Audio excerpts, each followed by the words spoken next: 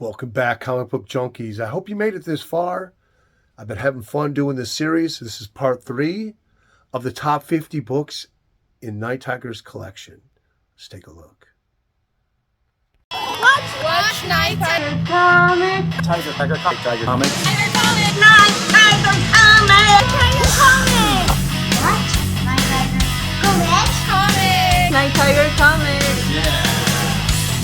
You never know what you're missing.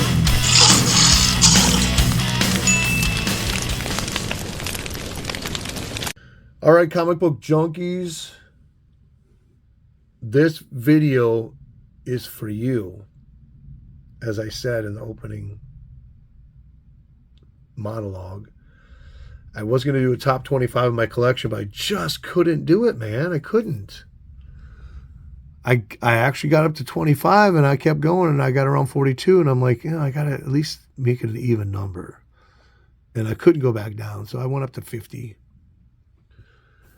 Another great purchase in my collection, a nice copy of The Black Knight #1 by Toby Press. This predates Marvel's Black Knight, I think, by 3 years. They actually use the same font and almost the same look. This is also a bondage cover.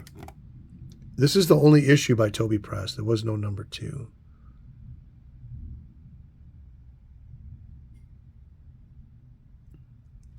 This is from 1953. And #1. It's a pretty tough book. It's not like extremely scarce, but it is tough. And this book actually, I got it for $100. He had 200 on it like a year before when I seen it. I seen him come down on the price at the shop for $150. And I asked the professor guy, I forget his name, cool guy, if he'd take 100, and he called the owner, and the owner said yes. And I reassure him I still have it in my collection. And I've actually become pretty good friends with the owner of this small store in Gainesville. Chet, shout out to you, man. Thank you for this beautiful book that's always going to stay in my collection. This is a cool book just because it's super scarce. I don't think I've ever seen another one for sale. And this is from 1945, I believe. Yep, April 45. Vic Jordan, which that is not. I always thought this, keep thinking that's Vic Jordan. This is Vic Jordan right here. So a sexy cover, World War II. You got Nazi insignias here on the plane. The bad guys, the noose. And just a beautiful looking girl. Vic Jordan #1 is obviously a one-shot book. Oh, I just love books like this, books that are so scarce. Look at this. Escape from Nazi prison. The beautiful flyer. I guess she's the beautiful flyer. Love the boots. Love his glasses, man. Right? He's stylish. Okay, up next, 1947, #19. This is a great horror cover with the black llama and another good girl cover. This actually was a series that was published initially by Harry H. Hessler, and with this issue, Superior Comics in Canada picked up the licensing, and I think there's reprints in here, but original covers on all the remaining issues. So Red Seal Comics, #19. I paid $200 for that. This is the Black Llama. I got a couple of comics with him, and it was a character by Harry H. Hessler Comics. But look at that, red dress, but not blonde hair. Red Seal Comics, kind of like a Solomon Grundy looking character. And then I think this one's missing the centerfold, but really, really tough book. This is another one when I post that people start commenting they've been looking for a copy for years. So Wow Comics, March of 44. Great robot cover.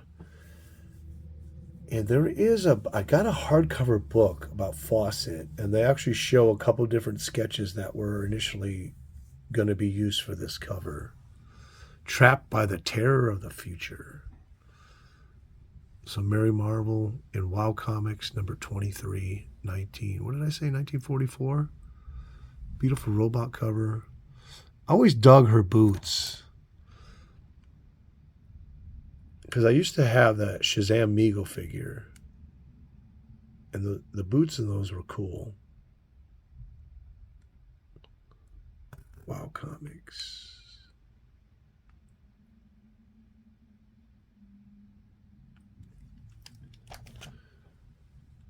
I forgot what. Is this part 3, part 4? I don't know. I forgot. I guess I'll have to find out when I'm finished. This is just a cool one. It is a pretty tough book to get, and I think this is the first title change. It used to be just Tom Mix Comics, and they changed it to Tom Mix Commandos. Original official publication by Tom Mix Ralston Straight Shooters, which was one of those clubs I've talked about again in I don't know which part video. Back in the 30s, 40s, and 50s, kids didn't have internet. They didn't have TV. So they had a lot of clubs that they would make so they could have something to do. And a lot of them you would join in, especially for like radio shows, and then later on from TV shows. So here, to get this book, you had to send in serial box tops from Purina Ralston. So I have several issues from this series, and a lot of them have the sticker on the back from the address of the person who ordered it. Just as a great dragon cover. And these are, the art inside is super fantastic. They're written really, really well.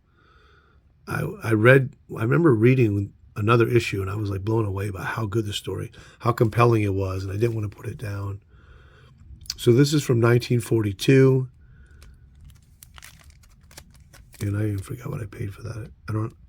Obviously I bought this one quite a while ago. One of the first Golden Age books that I bought offline.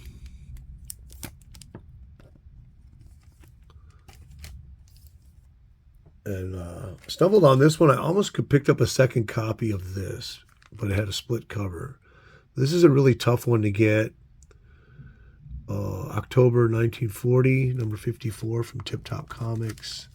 Tip Top Comics started out with Tarzan covers, and then it went to the Captain and the Kids and Little Amber covers. This is technically, or officially, the only cover appearance of the Triple Terror. And these are three brothers. They don't have superpowers, but they're all like, they have degrees in chemistry and in explosives, and one's an electrician. And it's a really cool, but I do have another comic. It's a 100-page book. I forget the name of it. It's the name of a character in here. Oh, it's Jim Hardy. And it's like a 100-pager, and it has the reprint of this in it, and it has a little circle panel with them on the cover, and that's the only other comic book that has them on the cover. So I have both of them. And this, I've been looking for a second copy. Like I said, I came across one time, so I know that this book is really scarce.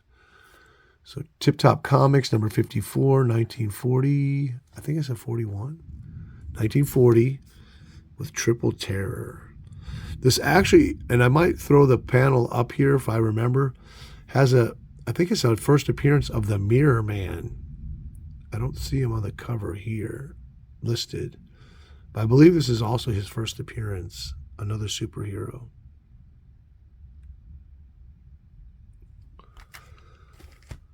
Okay, so up next, I just love this cover so much. I have not read this yet.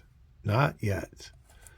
So number 15, Bobby Benson's B. Barbie Riders, 1952, with the Ghost Rider cover, horror cover. Golly, even the Ghost Rider's scared when he meets the Freaks of Fear. So this is the first appearance, Freaks of Fear. That's right. You've seen it. Ghost Rider. Bob Powell. Frank Frazetta did a lot of Ghost Rider art in the title. I just love this cover. I tell you, I can't show you how much I love this cover. Yeah, you know what? Yes, I can. Here's a second copy. Golly, here's a second copy. But I'll tell you what, I love this cover in the comic so much. Here's a third copy. What do you guys think? Is it three copy worthy? You got dealer marks all over the place. Golly. The Freaks of Fear.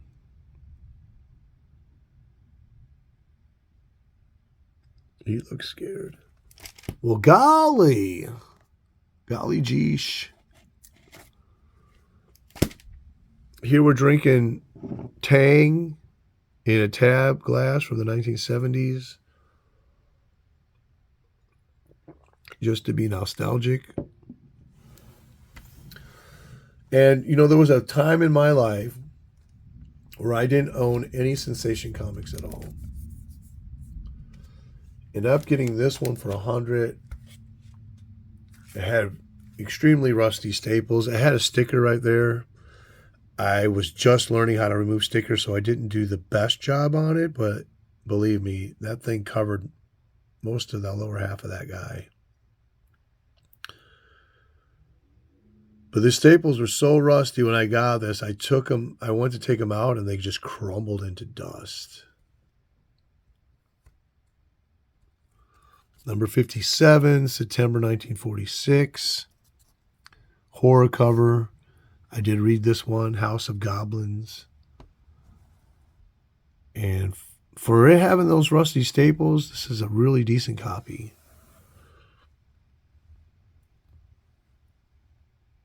This is a Superman publication.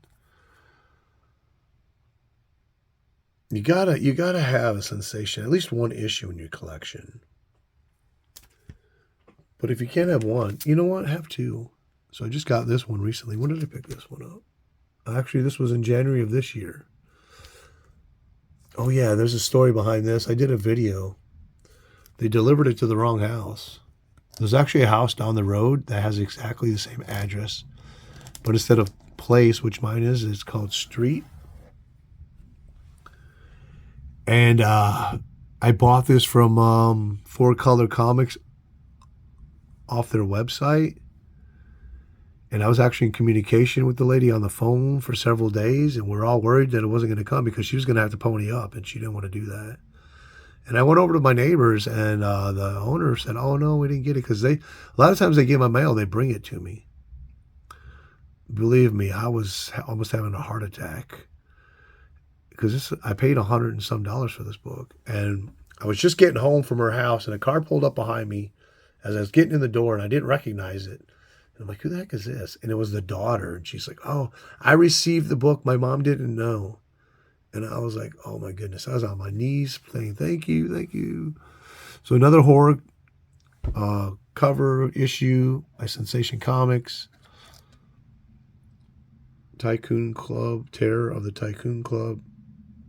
This is from 1945.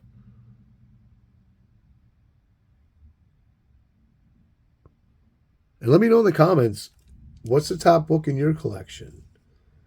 What of these books here that I'm showing are your favorite? So I'm going to shout out to my friend several times in probably the next part and this part, Captain Strangelife. If you don't know him, he's been on eBay for 14 years. No, it's going on 15 now. And he showed these books years and years ago. And I'm like, man. And I was like, I want to get those. And I looked and looked and looked. And it took me, shoot, I got this in 2022. And it probably was 3 years before that I was looking for this book. So this is number 6 of Animal Fables from 1947. This is an EC book, and you can see Freddy the Firefly there. He looks like a rip-off of the Human Torch.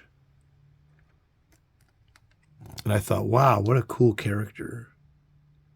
He's so cool. Animal Fables. And I think I paid $50, $61 with shipping and tax.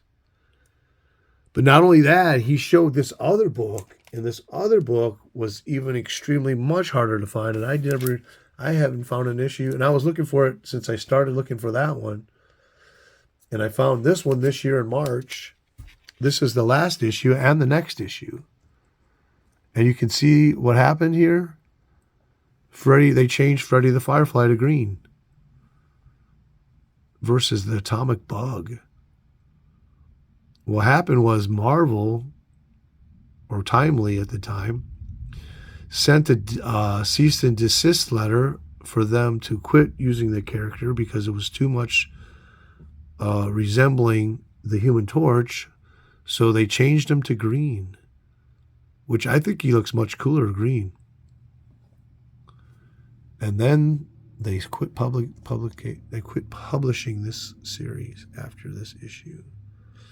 So you got a little punch there, and you got the Atomic Cloud. So very cool. So I was happy to get those two. Finally. I was determined. It took me years and years and years of looking, but I finally got them. And what's cool about this one, it has technically the second appearance of Moon Girl in here. Maybe I'll show the panel. I think it's this one, yeah. So her first Moon Girl issue came out the month before this, and then they reprinted the origin story the next month in here. I think they reprinted it also in another issue too. So it has a Moon Girl appearance. So very cool. All right, so we're going to end that. What is this, part 3? We're going to go on to part 4. I hope you're watching these. I hope you enjoy these, because I really did put in a lot of work to want to do these for you guys and really share this stuff with you. Leave in the comments. Please, what's your favorite one you saw, and what's the favorite book in your collection? Or give me a list of your top 5. Okay, we're moving on to the next part.